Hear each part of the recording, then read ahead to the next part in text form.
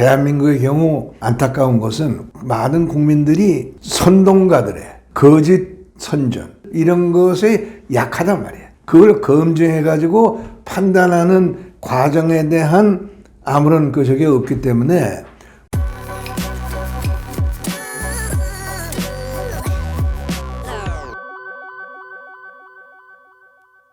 한동안 미국에서는 아이젠하워가 소위 오퍼레이션 에버레디라고 그래가지고 이 대통령을 끌어내리는 제거 계획까지 고려했잖아요. 근데 그때 월터 로버슨이라고 하는 국무차관이 그 아이젠하워한테 이건 안 된다고 반대하죠. 왜냐? 대한민국 정부가 무슨 정부냐? 우리가 유엔을 통해서 만들어놓은 민주정부다. 그 민주정부를 미국군이 드러낸다. 이거는 도저히 납득이 안 된다. 그러니까 아이젠하워가 그걸 단념을 하고 그러면 어떡하느냐.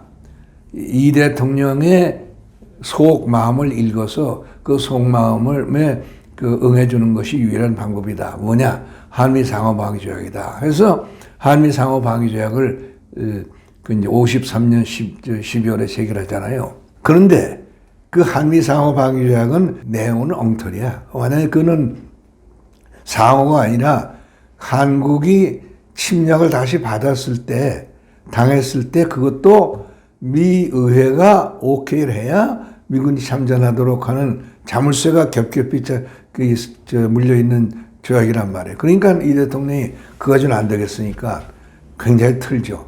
틀어가지고 뭘 확보하느냐. 보병 2개 사단을 잔류시키고 그것뿐만 아니라 문산하고 소위 의정부 축선에다가 이 트립와이어 디플로이먼트 인계철선 배비라고 해서 두 축선에 미군 기지 3개씩을 깔아놨어요.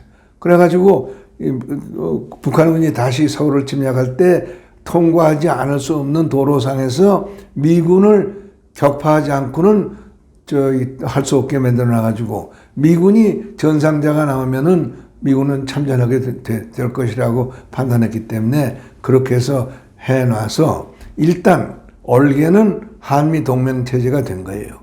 근데 그 한미동맹이라는 것이 여전히 일방적인 건데 그 다음에 그것을 사실 완성으로 이끈 것은 박정희 대통령이지.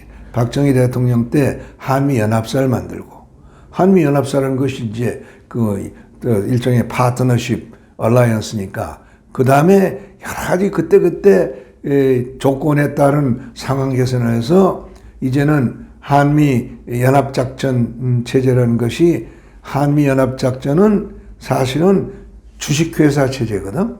한미연합작전은 한미군사위원회를 동수로 만들고 그 의장은 양국 대통령이 되고 모든 중요 결정은 군사위원회 결정을 양국 대통령이 오케이 해야 되고 그리고 특히 이제 나중에 이것이 평시, 전시, 작전, 통제 체제에 관해서는 전시 것은 데프콘 3단계.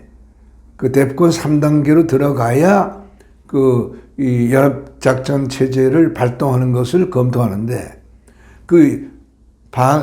데프콘 3단계로 진입하는 결정도 미국이 단독으로 할 수 없어요. 한미 양국이 합의해야 돼.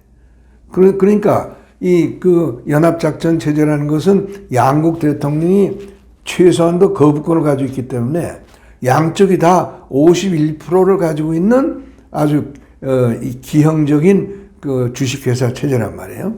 그거를 박 대통령이 완성을 시켜 놓은 거예요. 그 다음에 이제 지금 이제 노무현 문재인 때 위기를 거쳐가지고 작년에 이제 캠프 데이빗에서 어떻게 완성을 시키느냐. 이제 이거는 한미연합작전은 한반도에 국한된 게 아니라 전 세계에 확장한다 해가지고 지금 발전적으로 해놨는데 아무튼 그래서 한미 상호 방위 조약이 아까 우리 장박하 박사가 말씀한 한국 안보의 보증수표는 됐지만은 그 보증수표가 말하자면은 그 완벽한 보증수표가 되진 못했고 거기 이제 여러 가지 보완적인 장치가 필요해서 그 장치를 마련하는데 한미 간에 그 이제 이 54년부터 그 작년까지 몇 년이요? 60년에 70년의 세월이 걸린 거지. 그렇게 봐야죠. 전시작전 통제권 말씀을 하셨는데 이것을 극히 그 일부 극소수의 국민들은 마치 미군에게 우리 대한민국 국군이 종속돼 있는 것처럼 보도하기도 합니다. 전혀 그렇지 않죠. 전혀 그렇지 않고 지금 말씀드린 것처럼 쌍방이 51%의 주식을 가지고 있는 주식회사예요. 그러니까 미국에 종속될 수가 없죠. 다만 현실적으로 이런 문제가 있어요. 지금은 이제 그 계획이 시간이 흘러가지고 현실성이 좀 결여됐기 때문에 아마 지금 한미 간에 이것을 개정하기 위한 협의가 진행되고 있을 거예요. 뭐냐면 작게 5027. 작게 5027이라는 것이 한반도에서 전쟁 재발될 때 어떻게 전투를 수행하느냐 하는 그 이제 작전 계획이거든. 거기서 5027은 어떻게 되냐면은 전쟁이 벌어지면 우리가 제일 당면하는 고충은 북한이 가지고 있는 화력을 이거를 마모시켜야 되는데 북한의 화력은 전부 산의 북쪽편 경사지에 땅굴을 파고 들어가 있기 때문에 선제적으로 그 공격하는 게 어렵게 돼 있어요. 그러니까 이 북한이 지금 가지고 있는 화력이 노출되는 공간을 확보할 필요가 있단 말이에요. 그러니까 북한이 재침을 하는 전쟁이 나면은 미군은 축차적으로 그냥 도망가는 게 아니라 시간 계획에 의해서 FIBA 수도권 방어선까지 후퇴하게 돼 있어요. 왜 후퇴하느냐? 공간을 열어서 북한의 화력이 공터로 나오도록. 그러고는 미군이 가지고 있는 그 화력, 이제 공중, 지상, 해군 화력으로 이걸 어묵을 만들어 버리는 거예요. 그동안에 FIBA 라인까지 후퇴하는 기간을 90일로 잡았고, 그 90일 동안에 미 본토에서 30만의 미군, 160척의 함정, 5척의 항모 전단, 그리고 1600대 항공기, 이런 병력과 장비가 한반도로 오는 거예요. 그러면은 여기에 추가 투입되는 미군의 특히 장비는 한국군으로서 구경도 못한 거예요. 여러 가지 작전 개념도 한국군은 모르는 거예요. 그 모르는 것을 한국군이 지휘하면은 그런 파병이 이루어질 수 있어요? 그러니까 그런 이제 이 미군의 대량 참전을 전제로 해서 이루어지는 작전 단계는 그 지휘관은 미군이 될 수밖에 없다 하는 것이 한반도의 경우만 국한된 게 아니라 네이토가 그렇고, 그 다음에 미군이 참여한 전 세계 도처에서 전개된 모든 연합작전의 사령관은 미군이 하게 되는 것이 미군만이 아주 독자적으로 가지고 있는 장비와 운영체계, 작전 계획, 이런 것 때문에 그렇게 되어 있는 거예요. 국가 주권하고는 상관없지. 그건 뭐 전쟁 상황이라는 특수 상황 속에서만 적용되는 이런 이제 오퍼레이셔널 컨트롤이니까 그런 거예요. 그러니까 이게 주권 개념하고는 전혀 상관이 없는 것인데, 이게 이제 우리나라는 어떻게 되어 있느냐 하면은 참 우리 대한민국의 경우 우리가 아주 참 안타까운 것은 많은 국민들이 말하자면은 선동가들의 거짓 선전 이런 것에 약하단 말이에요. 그걸 검증해 가지고 판단하는 과정에 대한 아무런 적이 없기 때문에 목소리 큰 놈들이 주장하면은 일정한 시간 그것이 반복되면은 거기에 그대로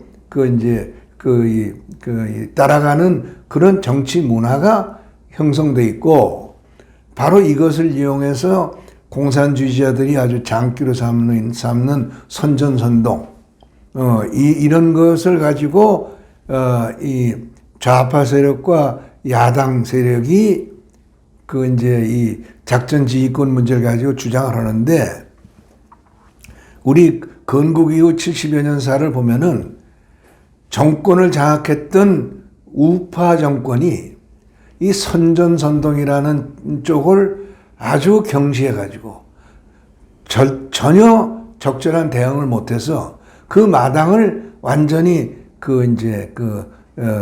좌익 세력의 전관 수역으로 남겨져 버렸어요. 그런 결과 어떻게 되느냐? 현대사가 아주 그냥 총체적으로 왜곡이 되어 버렸어요. 예컨대 지금 아시는 것처럼 여수 순천 사건, 심지어 4.3 사건 이런 것이 민주화 투쟁이 됐고, 또 이제 곧 대구 11 폭동도 민주화 투쟁이 될지 말지 이런 거 아니에요? 그리고 제가 4.3에 관해서 방송을 했더니 어떤 시청자분께서 댓글 달아주시기를 좌성향 국민들의 논리대로라면 그럼 6.25 남침도 민주화 운동 그렇게 안 된다는 보장이 없죠. 지금 6.25 문제에 대해서 6.25 우리 이제 참전 희생자들에 대한 소위 보훈 차원의 이것이 점점 약해지고 사실은 6.25 때 인명 시체를 찾아서 지금 뭘 해주고 하는 일이 벌어지고 있잖아요. 조금 더 움직이게 가면은 북한이 말하는 조국 해방 전쟁으로 6.25 전쟁이 탈바꿈하지 않는다는 보장이 없죠. 그리고 사실은 그 현상이 어디에 나타나고 있느냐 하면은 우리 천안에 독립기념관을 가보고 과문에 역사박물관을 가보면은 이게 대한민국의 현대사가 완전히 왜곡되어 있잖아요. 이런 상황이 지금 전개가 되고 있단 말이에요. 이제 그래서 우리 국민들 가운데서 전시작전권에 대해서 굉장히 오해가 있어요. 오해가 아주 깊어져 있기 때문에 정부와 또 사실 여당 구실을 하는 여당이 있다면은 어떻게 해서든지 이 현대사의 이런 중요한 이슈에 대해서 올바른 인식을 일반 국민들이 갖도록 하는 홍보 활동을 여러 가지로 연구하고 전개하는 해야 되는데 이 부분이 아주 지금 취약하단 말이에요. 예. 전시작전 통제권에 관해서 말씀드리자면 아까 이제 51% 네. 미국, 한국과 네. 미국이 공이 51%씩 가지고 있는 기형적 주식회사 구조라고 말씀하셨는데 네. 이 얘기는 만약 대한민국 정부가 미국의 도움 필요 없다라고 한다면 얼마든지 독자적 결정에 의해서 독자적 군사작전을 펼 수 있다는 얘기 아니겠습니까? 아니죠. 그거는 전시작전 통제권 체제가 없어지면 그게 가능하지만은 전시작전 통제권 체제가 살아있는 동안에는 51% 51% 간의 합의가 필요하지. 제가 말씀드리는 것은 이제 전시라는 것을 규정하기 위해서는 양국 국방부 장관, 양국 의회, 양국 대통령의 그 승인을 거친 뒤에 이제 전시가 발동이 되는데 네. 그런 절차를 밟지 않고 우리가 그러니까 미국 쪽에 이건 전쟁 상황이다라는 요청을 하지 않고 독자적으로 얼마든지 수행. 아니요, 그건요 이렇게 돼 있을 겁니다. 작게 5027에도 내가 모르지만 그런 부분이 있을 거예요. 전시 상황이 벌어진단 말이야. 북한이 지금 재침을 했단 말이야. 그래가지고 실제로 상당히 움직이고 있다. 그러면은 지금 데프콘 3단계로 가는 절차가 있잖아요. 아까 이제 데프콘 3단계로 가는 절차에 의회를 개입한 거는 그건 아니야. 지금은 이제 연합사령부의 군사위원회에서 데프콘 3를 의결해서 양국 대통령한테 건의하면 양국 대통령이 각자 헌법 절차에 따라서 그걸 결정할 텐데 미국은 그 문제에 대해서 좀 애매해요. 왜냐하면 의회의 전쟁 선포권이 의회에 얼마가 있는지 하는 것에 대해서 정치적 논쟁이 아직도 이제 해소가 안 됐기 때문에 그러나 일정한 이제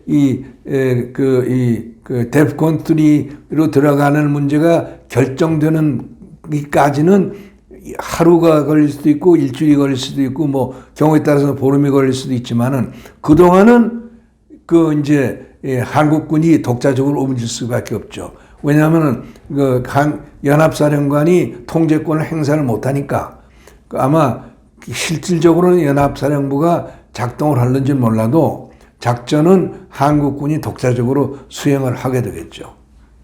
이번에 이스라엘 하마스 전쟁을 보면 하마스 측의 기습 폭격을 네. 이스라엘이 첨단 기기로 100% 막아낸다는 것은 네. 이것은 불가능한 일이라는 게 실증이 됐습니다. 그래서 한미 연합 작전 계획도 5027이 있고 5029가 있고 5039 있고 그래서 그런 몇 가지 특례적인 경우에 대비한 계획이 별도로 구성돼 있어요. 그것이 작게 5027과 마찬가지로 한미 그 동맹 체제의 내면적인 변화에 부응하도록 그때그때 그 이제 수정이 안 돼 있어서 아마 지금도 수정이 되고 있겠지만은 지금 이제 요번에 이스라엘 사태와 같은 사태에 대해서는 어떻게 대처하느냐 하는 것이 아마 지금 뭐 있을 거예요. 그래서 지금 이제 공식적인 문서가 나와 있지는 않지만은 언론에서는 그런 소위 선제 공격에 대한 논란이 끊임없이 있잖아요. 가령 북한이 그 핵무기를 가지고 그 이 미국이나 남한에 대해서 공격할 징후가 있다. 그러면은 한미 양국군은 즉각 선제 소위 그 프리엠티브 스트라이크 권을 발동한다. 그런 지금 계획이 있을 거예요.